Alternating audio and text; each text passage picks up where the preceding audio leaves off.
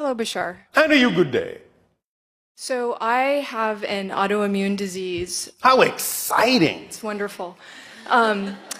So I've experienced debilitating severe pain in my body for the last 16 years, which is getting worse. All right. And I'm done with it. Oh, I want it to be healed. Yes. And I'd like your help in helping me figure out. All right. Well, again, the first question usually, energetically speaking, is what have you learned from having that experience that you might otherwise not have learned?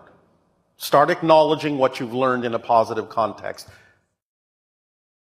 I've learned to appreciate ability in the body, and since I've had it taken away from me, I've learned to appreciate putting healthy things in my body through diet and lifestyle, and to try to maintain that optimum wellness. All right. Stuff like that. Anything else? I've learned that it's awful having it. It's difficult. I prefer not to have it. Is that what you've learned?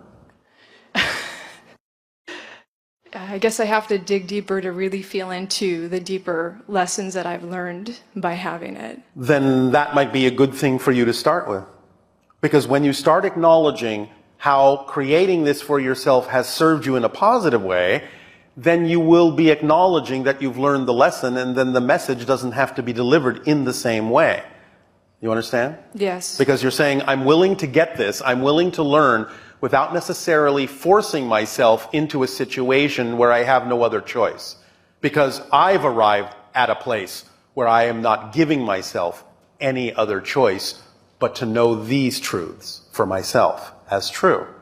You follow? Yes. Now, I do have one other suggestion for you.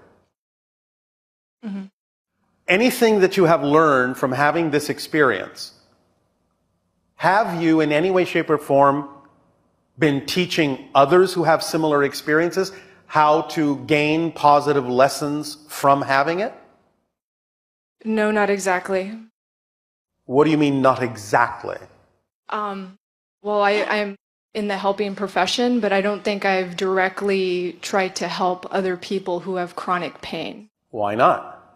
Since you are an expert at it. Well, I haven't mastered it, and I haven't overcome it, so I feel Why like do you think you need that. to overcome it in order to teach how to deal with it? In fact, what makes you think you won't be a better teacher by still having it while you are also sharing what you've learned from it that might help someone else? Well, I just don't feel that I do deal with it very well. I feel like I suffer from it. There's suffering that comes from it. Stop. I'm not talking about the physical experience. We've just had a conversation where you've admitted that you have learned some positive things that you otherwise might not have learned by having this experience. Yes? Yes. That's the conversation. I see.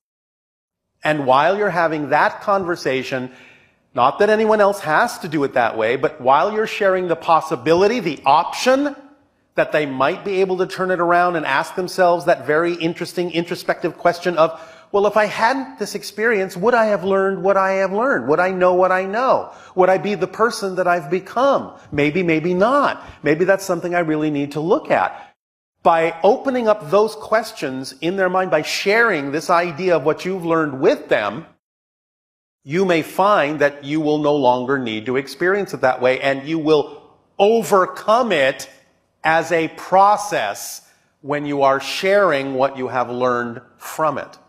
Not before you start sharing it, but as part of the process of sharing it. So yes, I think I do. So being of service through my experience would be very important for me. Being of service to others is the best way to be of service to yourself, because you are contained within the collective. So when you're willing to support the collective by being your true self as best as you can't be left out. You understand? I see. You're including yourself in that, paradoxically, by not focusing on yourself. I see. That's how it works. Because then you're out of your way. You've gotten out of your way, and you can let the reflection of what service and help you're giving come back to you. That's the origin of the old phrase, to help someone, you'll get it back tenfold. Because you're multiplying the opportunities and options for them, therefore you also get the multiplication of the opportunity for yourself. And it transforms things for them and you. Yes? Yes, I see. Giving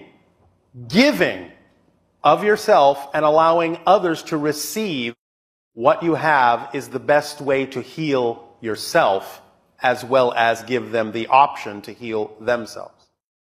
Never hold back your gift. Never hold back your knowledge and learning. Those are the things people are waiting for. And when you hold them back because you think that what you have to share isn't worthwhile, you are compounding dis-ease in the world. See where we're going? Yes. So lighten your world up. Give them a better opportunity to change the experience for themselves by changing the experience for yourself by using it in the best possible positive way that you can.